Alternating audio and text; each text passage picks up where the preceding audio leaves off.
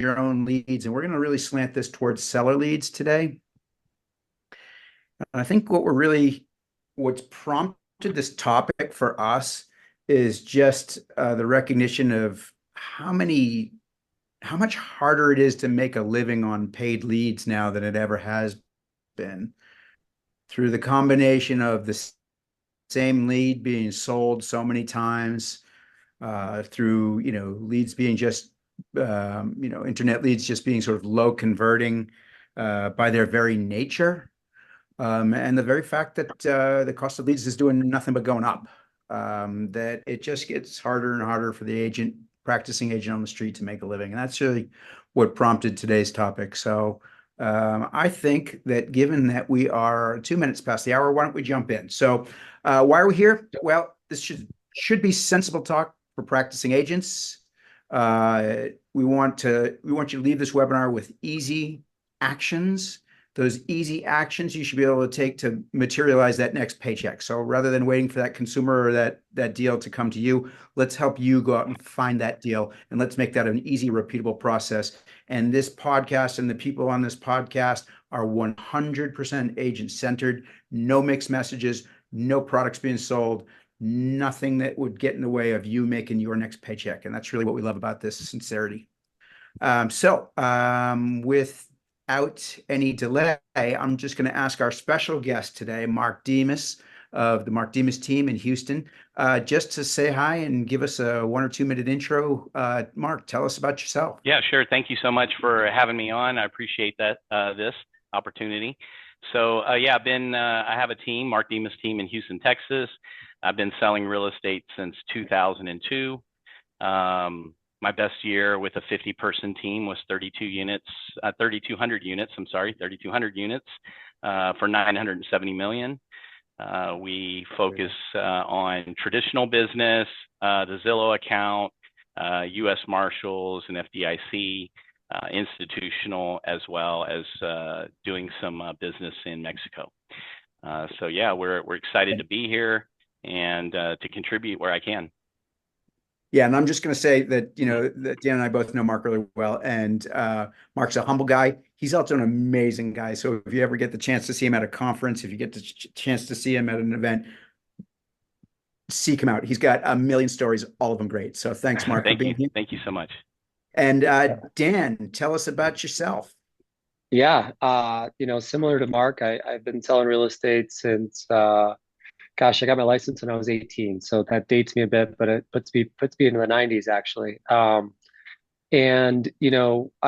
had the opportunity to work with Mark for probably the last 10 15 years at least, working on, we have a lot of similar clients that we would work with them in Arizona and Nevada, and Mark would obviously help them in Houston, primarily working with institutions, private equity groups, and hedge funds. So, what Mark shared is, his team did 3,200 transactions. And so I think, what the people listening to this should chime into is the fact of, like, how do you generate 3,200 opportunities, right? You can buy a lot of properties off the MLS. You can buy a lot of properties by way of like agents and, sending you opportunities, but how do you go direct to consumer to get some deals in your pocket? And I think that was like a big learning curve that, when we started, there was no playbook. I didn't get the playbook. Mark, did you see the playbook? No, we had to come up with it on our own, right? And masterminding, with people like Dan and others around the country. Right. So, really, I think what we're trying to solve today is just, a quick conversation about how do you do lead generation, right? To drive traffic to your business without spending a ton of money. And, maybe even now it seems like you're not spending money for leads, but agents are paying bigger splits on those leads, which, is tough. And especially in a team model, I would imagine if you're paying, a 30%, 40% referral fee, and then you've got to cut it again so the team leader makes some money. I think that's where things start to get pretty narrow as far as, how much money can be made, for sure. So Dan, before we get too deep into the actual the nitty gritty of splits and what the team leader has to make, I really would love it if you'd give Lauren, I'd love it if you go to slide 14, and Dan, I'd love it if you'd give just a 1 minute commercial for Easy Street Offers, what we do for the agent, and why it's such a special relationship, that we don't charge anything for what we do, and we never compete with the agent. Can you give us a 1 minute commercial? Yeah. So, like I said, I spent my career working with institutions, private equity groups, hedge funds, et cetera.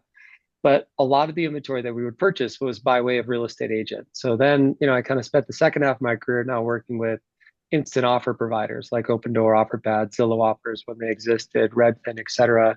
And what I noticed is that there was a trend where not only were these people providing an instant offer, which is something that the real estate agent community really wanted, right? They wanted to be able to market with a message of instant offer, guaranteed sale, because we know that that message works direct to consumer. But the challenge was is that those companies were also marketing directly to their customer. And so, it didn't matter what I said to real estate agents that these guys were a friend and, you could treat them as a friend. They still felt like, that the fact that these big behemoths were also marketing directly to their customer was a disadvantage in their business. And so what we did in September of last year is we launched, what we now call Easy Street Offers. And Easy Street is not a new company. It's a company that, I've been running in Arizona and Nevada for a couple of years. And what we do is we provide real estate agents with instant offers from a marketplace of buyers on our platform. And so the marketplace of buyers is built by institutions, but we also brought on a ton of mom and pop investors. And so we've got a bunch of mom and pop investors that make offers on these properties directly to the real estate agent. So essentially what we've done now is we've taken out this problem that the real estate agent has had in their marketing, like what message do I need to give?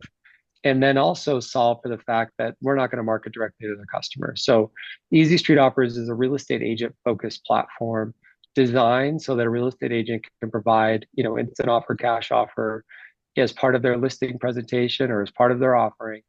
And they don't run a risk now of us marketing directly to their consumers. So we want this to be a tool that real estate agents use on every appointment that they go on. We think it really helps with their conversion and lead generation. Awesome. Love it. Lauren, so Lauren's on slide 14 now. If you're in the audience and you haven't created a portal account, it's free. And we really make you look like a hero in front of the leads that you generate. So we're going to help you generate more seller conversations. We're going to make you look like a hero by branding this entirely to you. Love it if you'd create an account like using the link that Lauren has on the screen right now. And now, Lauren, as we slide into our actual conversation, I'm going to ask you to go back to slide 13. And I'm going to ask people to join our Facebook community because that's really where we really converse, and that's where we really exchange ideas with practicing agents who are generating their next paycheck right now. So, Mark, Dimas, let's tee up this conversation. I'm out there every week. I talk to agents, talk to team leaders like yourself, and inevitably, the conversation with agents, team leaders turns to the cost of paid leads and how well or how poorly those paid leads convert these days. What is your take on paid leads? Paid leads is an avenue to generate additional income and to feed the team. But as we've seen over the years, so I've been, again, 20 plus years in the business and have mainly run my business on referral only. And when it came to leads, I would not actually pay for leads unless it was a partnership with, paying a percentage like most of the lead providers are doing, like Flex, where they're taking a 35 or 40% referral fee. And what we've seen over the years, originally it started with 15%, 20%, 25% being at the highest with most of the lead generation platforms. And now it's being compressed even further to 40% on average, right? So the average deal is 40% to the platform, and then we get that 60%. And then we take that 60%, I believe, on a team. My belief is that for teams, the broker needs to make, or the team leads to make at least 50% of that in order to run the operations, your platform, your tech, the training, everything that goes into it. I wouldn't be surprised if lead platforms are going to start charging up to 50%. And not only that, you got to look forward to, with the new NAR lawsuit, there's going to be a compression of buyer agent commissions. I mean, it's Right. just going to be that way, 50% right? of a lower number. Yeah. Yeah. So the way I look at it is you cannot survive being only a participating with paid leads. If you do that, it's just going to keep getting tighter and tighter. That's going to make it more difficult for your team, right? So the team is going out there converting. If you're doing it right, you're going to convert at 2 to 3%. If you're doing it amazingly, you're going to be at 5. And sometimes there's these superstars that are over 6%, but those are unicorns, right? And they have the system down, or maybe the leads are just a lot more solid. And so what you have is a situation that I'm facing to where, our splits are 50% to the brokerage on these leads. So you take, and the agent is, let's say in our market, let's say the average commission is, $12,000. I'm just doing this math in my head. You're getting what, about $7,000, and you're splitting it. The agent's getting between $3,000, $3,500, and that covers. And then they're independent contractors, so they have gas and all their fees that they have to pay. And if you're only converting at 3 or 5%, that's a lot of travel. That's a lot of leads to go through before you're making your money. And so, I mean, that will burn out your agents if you're not creating other platforms or other opportunities for them that are not being cut in half before the team split. Cool. And I think hit the nail on that. You're going to burn those agents out. They're going to look for other work. 100%. Those agents, yeah. So, and in terms of generating other opportunities or better opportunities now, I've seen your ISA department, your inside sales department. I've seen them in action on a couple of occasions, and they're a super impressive team. Thank you. For you, what role does your ISA team play in generating opportunities for your agents? So right now our ISAs are for inbound opportunities. So any type of lead, whether it's a seller lead or a buyer lead, that lead comes in first to our ISA so that our agent can focus on what they do best. Are you showing properties? Go ahead. You're breaking up. I don't know if it's me or if it's Sam, but he's frozen on my screen. Yeah, I think it's Sam. Okay, so I didn't hear the follow-up question. But I mean, I'll just continue on with our ISA and how they operate. So let's just say that a buyer comes in. Let's just use Zillow for example, Zillow Flex. The lead comes in and says they want to, they're interested in looking at a property. Our ISA's whole purpose is to set the appointment, to make sure they're not working with another agent, and figure out time and information about the property and set that appointment with our agents. So our agents don't initiate or are not on the first call or the first point of contact, because that just gives them more work to do. Again, remember, they're only getting 25% of the full commission. So if they're having to take the call, follow up on the leads, and show at the same time, there's just not enough time in the day. So that model works really well, that our ISAs are setting the appointments.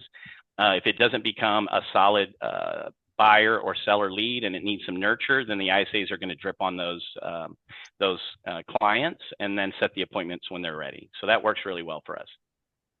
Thanks. There you are, Sam. You're on mute.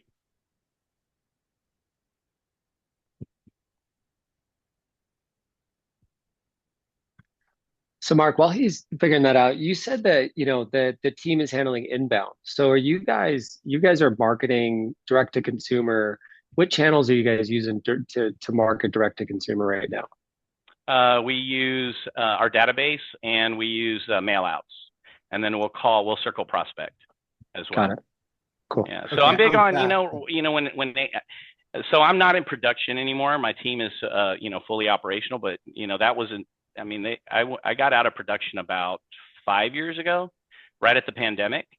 So I had COVID for 45 days. I was the first person to have COVID in Tiki Island in Galveston County. And so that forced me, I had it for 45 days. It forced me to not go into the office, not be able to do any work.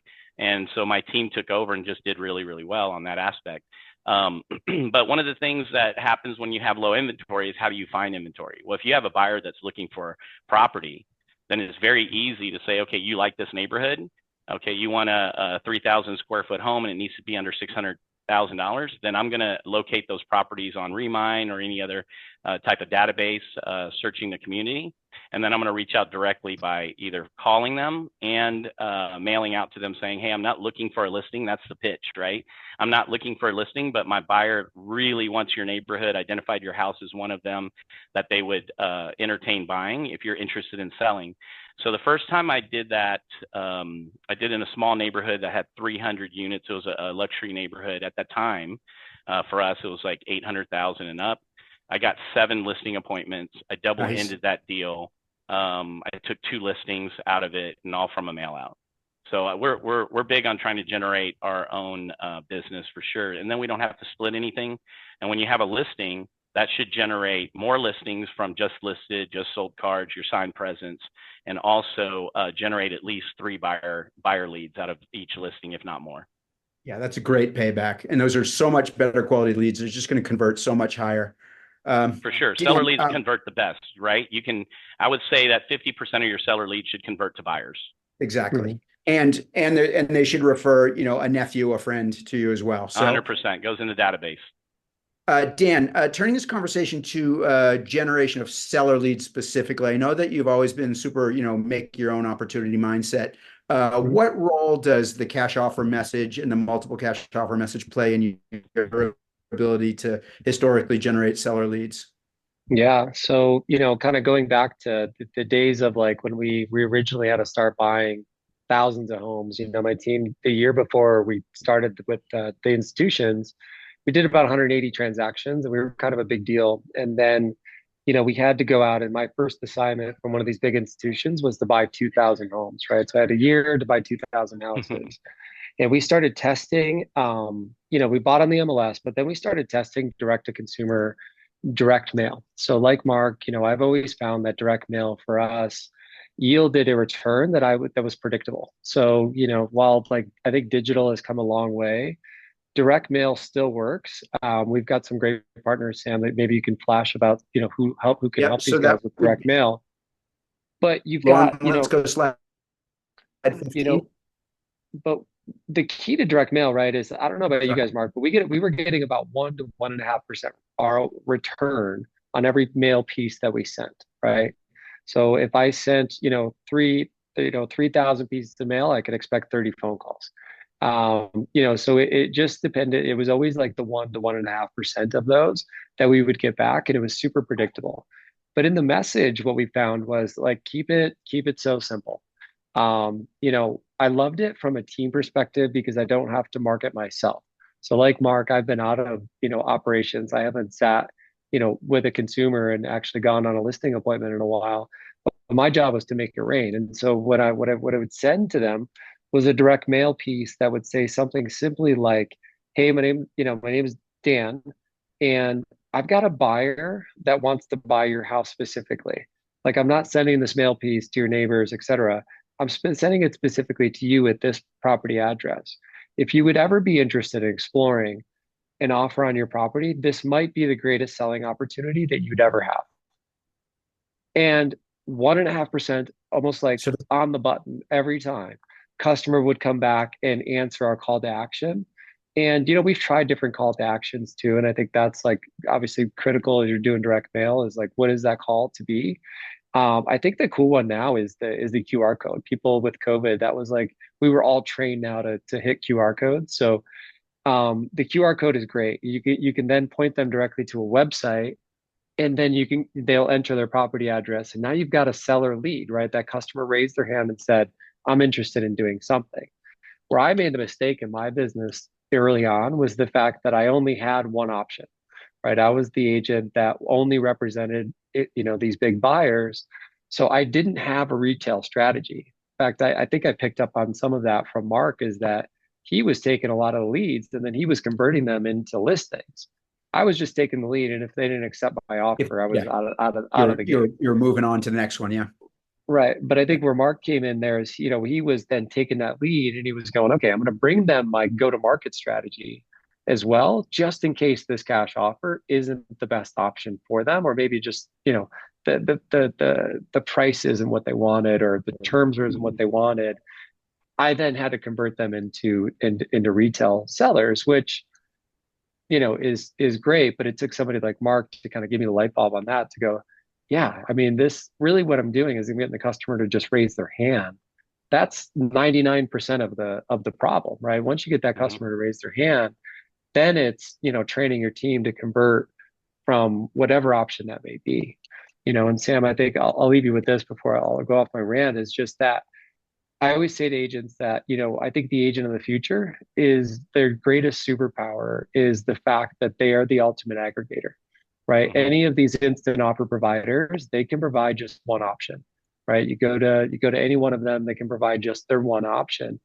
But the real estate agent is so powerful, and this is why I don't think they'll ever go away, is because the agent can provide the go-to-market strategy, they can provide the instant offer options, they can provide the sale leaseback options, or even like the other models that do like the fix up before you go to market options and all of those other things.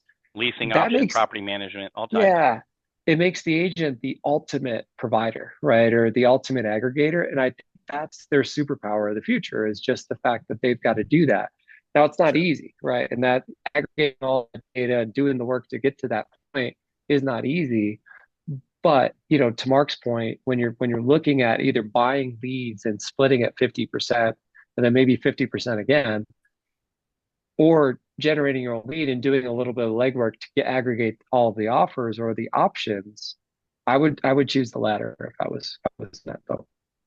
All Yeah, right, so let me jump in it and works jump really in. well. Let me piggyback off of what Dan was saying. I remember that I had when we first started with institutional buying, like Dan said, I had one institutional client, and this was a Dave Ramsey lead actually. So I've been Dave Ramsey EOP since 2008, and seller lead came in, one house.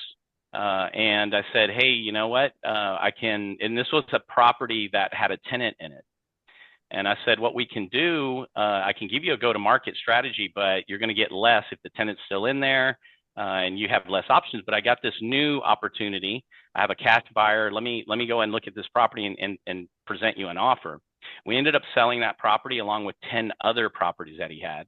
He actually, Wow. we just closed another one about 3 months ago, and this was 10 years ago. 10 years ago, whenever I dealt with this client and sold those 10 properties to our first fund, 643 Capital, Dan. And Yeah. then he called me up and said, hey, Mark, you got anybody else that could, buy this home? Well, right now, the institution wasn't buying at that time. So then we went to market strategy, and I had that opportunity again. But that's because I was able to give him the options of a cash offer. And so when you have that tool in your tool belt, it becomes like a sniper rifle, right? So you're able to go in and figure out exactly what they're looking for, and you can provide that solution. With all of these opportunities, you can then create your own real estate economy within your office and not rely on the outside, but just perfect your systems, team up with people like Easy Street Offers.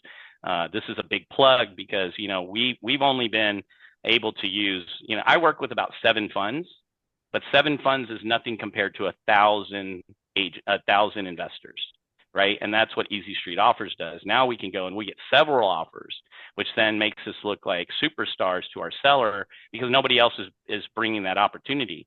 So all things being equal, right? We charge on average a 7% listing commission. That's us because we add so much value. So let's say that I'm going up against a listing agent that's also number 1 in their market, amazing marketing strategy, great reputation, great reviews, and we have exactly the same thing. So all things being equal, I'm going to beat them every single time if I have an instant offer a tool to present. That just gives them more, and that builds more confidence that we're the best solution for them. Yeah. So Mark, you've really nicely outlined the consultative approach, how you put the consumer first, give them the options, make them feel that you are, why should they look anywhere else? Because you've brought them their full range of options and they should feel comfortable going with you. Could you comment on why you think I have a buyer for your home, or would you like to see a cash offer, or a 360-degree view of your options? Could you comment on why you think those prompts are so powerful and why so many homeowners raise their hand to that prompt? Sure. I mean, I always look at it this way. Real estate's about 20 years behind what's going on. right, with the rest of the world. I mean, instant offers is pretty much the same as taking your car to CarMax or taking it to one of those, buyers of automobiles. How many of us put our homes on, Auto Trader or any type of platform to sell our homes? It's just too much. You're dealing with people, you're dealing with uncertainty, showing homes, getting them prepared. You'd be surprised how many people look at selling their home as a business and buying their home as the new opportunity to make memories, right? And so they're just looking at what's the best deal for them. They want certainty. When you have a cash offer, they know here's how much I'm getting, here's how much I'm netting. They have flexibility. When do you want to close? You want to close in 10 days? You want to close in 90 days? And then they have ease. They don't have to worry about showings, getting the home ready if the house smells like dog, changing out the carpet. Sellers, you have to be very good, and we were very good at it, is convincing a seller to upgrade their property in order to have a higher return on the sell. But that means that you got to get them to fork out $10, $20, $50,000 pre-sell, trusting you that they're going to get this money. And with the market shifting, and you got buyers now, they have a little bit more power, so they're requesting lower prices on homes. They're requesting more closing costs and incentives that way. And then the retrade after you do inspections, that's another hit to the seller. And by then they're checked out. They're either buying a new home or looking at the next opportunity, and they're willing to leave money on the table because they don't want to go through the process again. What the instant offer does is it takes all of that out, and you'd be surprised how many people will take it. So it's a very great. You have to have this tool in your toolbox. If you don't, you're just not. You're not forward thinking enough for your business to survive, I think, against agents that are going to use it, like myself. Yeah. Love that. Yeah. I love that point that you really don't know who's going to say yes. And as an agent, if you sort of put on that sort of paternalistic view that you're the ultimate keeper of the options, you're really not doing your consumer any favors. You'll be surprised who's going to say yes to that offer, because their sort of circumstances and their motivations is just much more complex than you give yourself credit for. The other thing on just practically, when they're out to look at houses to buy themselves, they no longer have to worry about contingency. Yeah. So they become, like their home is already sold. They don't have anything else to worry about, and that gives more confidence to the listing agent when you're representing the buyer in that situation. Yeah. Yeah. So I want to give respect to the people who've got a commitment at the bottom of the hour. So sure. Lauren, if you would go back to slide 13, please. And then let's remind the agents on our call. Please join our Facebook community. We'd love to have you. It's where the mastermind conversations happen. It's where the new ideas happen. It's where the techniques and scripts get shown. And we'd love to have you a part of our community. Anybody that has to drop, we absolutely appreciate you being here. But I do want to continue for another 5 minutes. And Dan, you've got some great thinking around that builds on Mark's point about how sellers, even if they don't intend to take the cash offer, how presenting these multiple cash offers to those sellers can build the credibility and remove the doubt, and that agent is able to win that conventional MLS listing. Can you give us a few words on that? Yeah, for sure. And I learned this the hard way. I kind of learned everything the hard way. So this one I learned the hard way too was, this idea of when we would go meet with the seller, like what exactly is the objective of a listing appointment, right? So I dove deep into this, and those of you that know me or heard me talk before, like I'm a total nerd on data and information and measuring all of this stuff. And so one of the things that I started to measure was like my team's conversion on these appointments. So a couple of things is, once we started to deliver all the available options or bring the cash offers to our appointments, my team conversion rate started to go up significantly. And I've seen that across the country with agents that I've worked with on this, is that when they, because the agent themselves, they don't have to have like a history in the market, right? So when I talk to new agents, I'm like, you guys it's an equal playing field, right? Like with the playing in this space, you don't need, a big pedigree in the market, right? Like, for lack of a better, person, you don't have to be Mark Dimas in Houston to play this game, right? You can market direct to consumer with that message. But then when you show up to a listing appointment, you kind of take yourself out of it, right? All of the fluff of the listing presentations go out of it. And the listing presentation itself becomes really magical because the seller is sitting there and they didn't call you to see, pictures of your dog and what your family does and all those things, right? That like the typical listing presentation includes. The seller called to sell their home. So if you're now showing up to the listing appointment with options to sell their home, right? So you've got to go to market, you've got cash offer options, you're answering their call, right? You're the first person that's now showed up to their house with real tangible information and data to help them with a couple of things. The one thing that I tell agents all the time is that their job is to eliminate consumer doubt, right? If you could bring all available options to the consumer, you have eliminated doubt, right? What used to happen is a lot of agents would go to a listing appointment and they might bring some of our cash offer options, but they forgot to go get the iBuyer option. And then they would go, well, my customer said that they're going to shop it to a couple more places and then let me know. And I'm like, no, no, no, no. You've got to bring those options too. So you as the agent bring those options to the table as well. Because when you do that, what's going to show up is the fact that you now have eliminated all the other options, right? So the consumer only has so many options in a box. And like when we used to work with one of the bigger iBuyers, what I would do is I would get their offer, and sometimes they would decline to make an offer on the property, but I would still bring the decline, right? I would bring that decline to offer because then I would show the seller that, hey, this isn't an option for you, right? And what I think what a listing presentation really should be is an elimination of options and narrowing it down to just one thing. So if you can build or eliminate consumer doubt using that, what you're also doing as a result is you're building consumer credibility, right? So the consumer now goes, wow, Sam's really credible. He brought me all of these available options in a really transparent way. And let's be honest, like our industry doesn't have the greatest reputation in the world. Transparency is something that we can earn back. And we can earn that back by just bringing them these options, showing them the different terms, showing them how it all works out. And then, Sam and I like to use the net sheet, Mark. I don't know if you guys are using a net sheet, but we use a net sheet. We show the seller Lauren, can we go slide nine, all please? all of those options. And when we do that, we just go down the line, right? I'm going down the line, I'm checking the boxes and I'm going, hey, this is an option, this is an option, this is an option. Eventually the seller goes, no, I don't like that. The beauty is like weird stuff starts to come out, right? The seller starts spewing information and they go, well, I kind of like this option because they're going to close fast and I need to move to Atlanta because my daughter's having a baby and I want to move to Atlanta.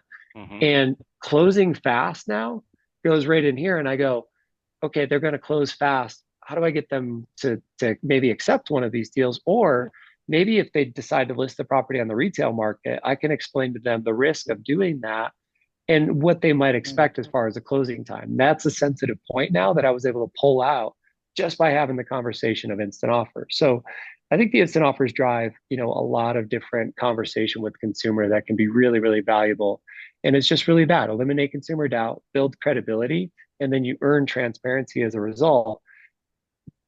You're winning. I mean, 99% of our industry is not doing that, and you could totally win just playing that game alone. Sure. Awesome. Love it. So I'm gonna start to wind us down. And I'm going to I'll just explain what's on the screen right now is page 2 of the Easy Street Offers net sheet. The Easy Street Offers net sheet is entirely free to the agent. It allows you to put our multiple offers from investors into a graphical format to show to the sellers how much work you've done to gather these offers. It allows you to put in your MLS option, and if you want to collect an iBuyer option, is able to be put in there too. You're able to generate this for free in our portal, and it's fully branded to you. Our name never enters into it. It will be your brand, your name, and you'll be able to show this to the seller how much work you've done to present them their options. And that's what you're looking at right now. So it's not on the screen. Oh, there it is. Okay. Yeah. In the closing minutes, I would just like to sort of bring this home and give our agents practical advice to take with them. And we'll just start it out by saying, let's talk about one thing that an agent can do tomorrow differently to start to make sure that they are finding their next transaction proactively, waiting for it to come to them. So, Dan, what would be the one piece of advice you want to give to an agent that they can start using tomorrow? Yeah. So if I'm an agent, I've got no leads, I've got no pipeline, and I don't want to go buy them. The thing I'm doing first is I'm contacting my F&F sales rep. So I'm contacting my title rep and I'm getting a list of people that are most likely to sell. And then I'm using one of the postcards inside of our marketplace that's free. And I'm going to send that postcard to these consumers or a mailer to these consumers with that message of, I've got a buyer that wants to buy your house. And it's a legitimate message. Obviously, you would use us to back up the message, but that's where I would start. I would start with my sales rep. I would get that list of, who's most likely to sell, and then I would mail specifically to that audience with that message, and then watch those leads start to go. 1 to 1.5% is what we see on direct mail, and I think that's going to be true kind of in all markets. So everything that Dan just said there is completely free and completely available in our portal. And Mark, I'll ask you the same question. What would be the one piece of advice you would give an agent to start doing tomorrow to change their business, to start bringing deals to the door? I would do the same thing. I would also look at expireds for sale by owners. There's a lot of portals. Zillow would have for sale by owners, and contact them and say, hey, I have a buyer that's interested. And if you're looking for an offer, let me present one. So those are, people that are raising their hands saying that they would like to sell. I'd also look at, in our MLS, we're able to search homes that were for sale that leased. So were for sale, but they didn't sell, they leased. That means the seller ended up leasing the property because they couldn't get an offer, obviously, but they needed to get that mortgage off of their back in order to purchase something else or move on. So if those leases are coming up, I'd contact, I'd reach out to the sellers on those aspects as well, and say that, if you're looking for an offer, we've got one. I would pick a neighborhood. I'm big on farming neighborhoods. So I'd pick a neighborhood that you want. And use something like a sales score on Remine, find out or your title rep, and find who would be the best opportunity. Maybe they don't have a mortgage, they live outside of the county, they've owned their home for 5-6 years, they got plenty of equity, and then reach out to them directly with the same either postcard or circle prospect and call them. Love it. Yeah. Thank you, Mark. And I'm going to finish this off. I'm going to say I would reach out to out-of-town non-resident owners and say to them that you've got investors that are interested in homes in their neighborhood, and you'd like to gather offers with no obligation to send to them. And then I would put those people in your database so that you're regularly dripping to them, and you are the agent of choice when it's time for them to sell. So with that, I'm going to say thank you to Mark for joining us, Mark Dimas of Houston, the founder of the Mark Dimas Group, and an incredible friend and amazing agent, Dan Noma, our amazing founder and an incredible agent and builder of all things amazing. Easy Street Offers would love to have you as an agent. And Lauren, let's try a live experiment. Let's see if we can end with slide 17. And let's see if you can press the play on that short little video as an outro for this live experiment.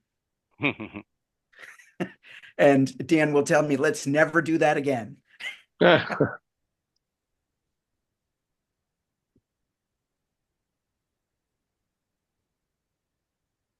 got the visual. Cash offers effortlessly. Boost your lead gen. This is our own James Lester, and he's going to finish off by showing you our playbooks. The important thing about our playbooks, establishing a guaranteed sale program and generating leads, is they're free to you in our portal. And I'm going to say thank you to the agents who joined.